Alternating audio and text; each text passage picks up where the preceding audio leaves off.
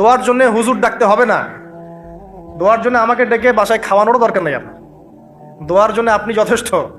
নামাজে দাঁড়ান, নামাজের সেজদায় দোয়া করেন, নফল নামাজ পড়েন, নফল নামাজের সেজদায় দোয়া করেন, নামাজে পড়ে হাত তুলে দোয়া করেন, প্রয়োজনে নামাজে সালাম ফেরানোর আগে দোয়া করেন, যে কোনো ভালো কাজ করেছেন তারপর দোয়া করেন, ঠিক আছে? কোরআন তেলাওয়াত করলেন দোয়া করেন, তাহাজ্জুদের ওয়াক্তে দোয়া করেন, বৃষ্টি পড়ছে তখন দোয়া করেন, ঠিক আছে? মানে দোয়া কবুলের মোমেন্ট, সময়গুলো, আজান হয়েছে, আজান ইকামতের মাঝখানে দোয়া করেন, এই যে এখন খুতবা হচ্ছে এই সময় দোয়া করেন, দোয়া কবুল হবে।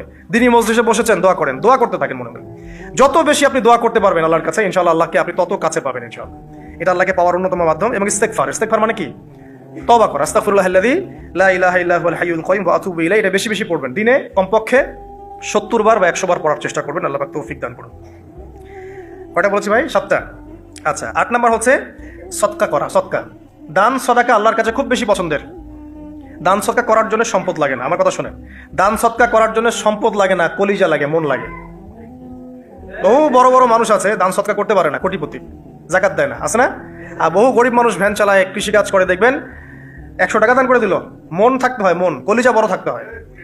তো যাদের কলিজা বড়, মন বড়, তারা দান সদকা করতে পারবে ইনশাআল্লাহ। আর যার মন বড় সেখানেই তো আল্লাহ নূর আসবে। সংক্ষিপ্ত মনে, সংকীর্ণ মন আল্লাহ নূর কোত্থেকে আসবে? কথা বুঝতে পারেন নাই? তো দান সদকা বাড়ান। আপনি 1 টাকা দান করেন, 5 টাকা দান করেন, হালাল রিজিক থেকে 1 টাকা দান করেন, সেটা আল্লাহর কাছে অনেক বেশি পছন্দের।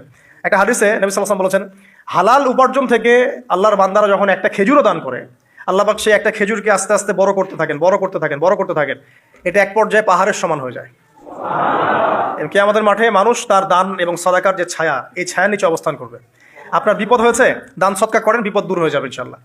জটিল কোনো রোগ হয়েছে, কোনো ডাক্তার ট্রিটমেন্ট করতে পারছে না, সদকা করেন, রোগ ভালো হয়ে যেতে পারে ইনশাআল্লাহ। সদকার ব্যাপক ফজিলত আছে। সাদাকা, দান সাদাকা, দোয়া, এগুলো তাকদিরের যে বিপদ আপদগুলো আছে না, ঝুলে আছে, আমাদের তাকদিরের বিপদ আছে না অনেক, এগুলোকেও সরিয়ে দিতে পারে আলহামদুলিল্লাহ। এই শক্তি আছে দোয়া এবং দান সদকার মধ্যে।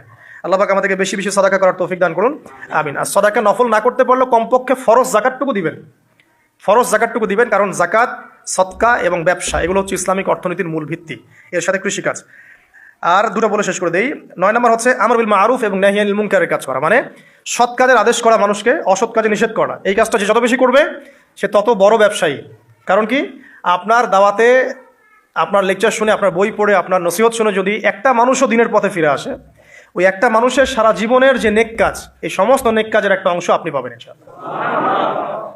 আবার আপনি কাউকে অন্যায় থেকে বারণ করেছেন, আপনার দাওয়াত শুনে কেউ সিগারেট ছেড়ে দিয়েছে, মাদক ছেড়ে দিয়েছে, জেনা ছেড়ে দিয়েছে, পর্ন ছেড়ে দিয়েছে, বা হারাম সুদ ছেড়ে দিয়েছে, ওই মানুষটা এখন সারা জীবন যত ভালো কাজ করবে, এই পুরো ভালো কাজের একটা অংশ আপনি পাবেন ইনশাআল্লাহ। এর চেয়ে বড় কিন্তু কোনো ব্যবসা নাই। এই কাজটা করলে আল্লাহ পাকের রহমত নেমে আসে, আর এই কাজটা ছেড়ে দিলে আল্লাহ পাকের গজব নেমে আসবে। যখন মানুষ ন্যায়ের আদেশ এবং অন্যায় নিষেধ ছেড়ে দিবে, আল্লাহর গজব নেমে আসবে। আর মানুষ যত বেশি সৎ কাজে আদেশ করবে, অসৎ কাজে নিষেধ করবে, আল্লাহর রহমত তত কাছে আসবে ইনশাআল্লাহ। আল্লাহকে পাওয়া যাবে ইনশাআল্লাহ তাআলা। আল্লাহ পাক আমাদেরকে তৌফিক ইনায়াত করুন। আর সর্বশেষ একটা বলে শেষ করে দেই, সেটা হলো যে আল্লাহর দিনকে, আল্লাহর দিনের খেদমত করা বা দিনের কল্যাণে নিজেকে নিয়োজিত রাখা। আল্লাহর দিনের খেদমত করা বা দিনের কল্যাণে নিজেকে নিয়োজিত করলে আল্লাহ পাককে পাওয়া যাবে ইনশাআল্লাহ। এই পৃথিবীতে আল্লাহ পাকের সবচেয়ে গুরুত্বপূর্ণ জিনিসটা কি? নেয়ামতটা কি? আল্লাহর দিন না? এই দিন ছাড়া কি পৃথিবীতে আর কিছু আছে? একটা হাদিসে আসছে যে পুরো পৃথিবীটাই তো অভিশপ্ত। পুরো পৃথিবীটা কি?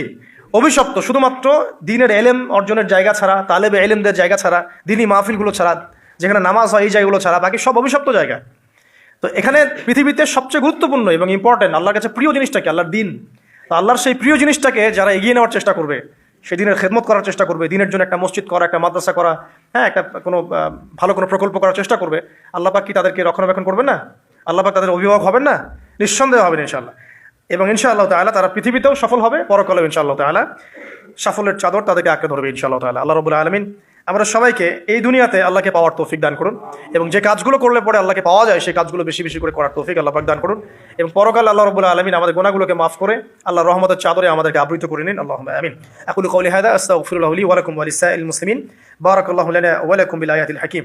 ইন্নাহু তাআলা জাওয়াদুন কারীমুর রাউফুর রহিম।